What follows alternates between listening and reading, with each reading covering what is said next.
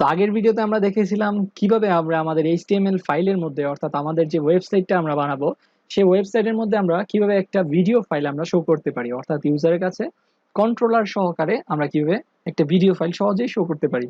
তো আজকের ভিডিওতে আমরা দেখবো কিভাবে একটা অডিও ফাইল অর্থাৎ MP3 ফাইল আমরা কিভাবে শো করতে পারি। তো অডিও ফাইল দেখানোর জন্য আমি অলরেডি একটা ফোল্ডার ক্রিয়েট করেছি, সেটা হচ্ছে আমাদের অডিও ফোল্ডার, যাতে করে আমাদের ফাইলগুলো আলাদা আলাদাভাবে আমরা রাখতে পারি, অর্থাৎ আলাদা আলাদা ফোল্ডার যেন আমরা সহজেই আমরা আইডেন্টিফাই করতে পারি কোথায় কোন ফাইলটা আমরা রেখেছি। তো অডিও ফোল্ডারটার ভিতরে আমাদের একটা sample.mp3 নামের একটা অডিও রয়েছে। তো আমরা দেখবো এখন কিভাবে আমরা সেই অডিওটা প্লে করতে পারি। তো আমরা যেমন ভাবে আমাদের ভিডিও প্লে করেছিলাম সেম ভাবে আমরা অডিও প্লে করতে পারি। আমরা লিখবো অডিও, তারপর আমাদের এখানে আমরা বলে দেবো যে আমাদের একটা কন্ট্রোলার দরকার অডিওর জন্য।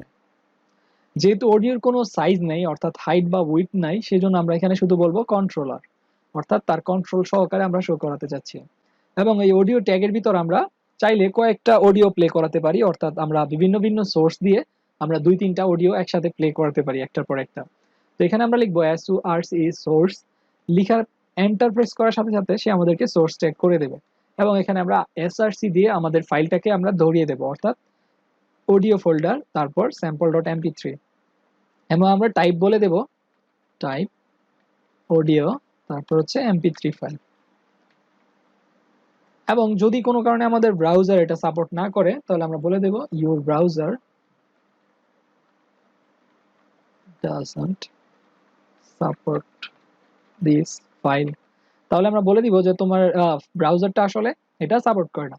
আমরা কন্ট্রোল S প্রেস করি এবং আমাদের লাইভ সার্ভারে যদি আমাদের ওয়েবসাইটটা দেখি তাহলে আমরা দেখবো যে এখানে আমাদের একটা অডিও ভিউয়ার বা অডিও বক্স চলে এসেছে। আমরা এখানে সাউন্ড কন্ট্রোলার সহকারে অডিওটা প্লে করতে পারি। আমরা যদি এখানে যদি আমি প্লে করি তাহলে আমাদের অডিওটা এখানে চালু হয়ে যাবে। তো এইভাবে সহজে আমরা একটা অডিও আমাদের ওয়েবসাইটের মধ্যে শো করাতে পারি এবং কন্ট্রোলার সহকারে জাস্ট আমরা যদি লিখে দিই কন্ট্রোলস, তাহলে কিন্তু HTML সেই কন্ট্রোলার সহকারে আমাদের অডিও ফাইলটা শো করবে।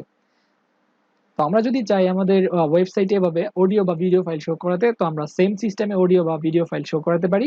আমরা যদি কোনো কারণে চাই যে আমাদের ওয়েবসাইটের মধ্যে ইউটিউবের ভিডিও শো করাতে, সেই ক্ষেত্রে আমাদেরকে একটা আইডিয়া আমরা কাজে লাগাতে পারি, সেটা হচ্ছে আইফ্রেম ইউজ করতে পারি।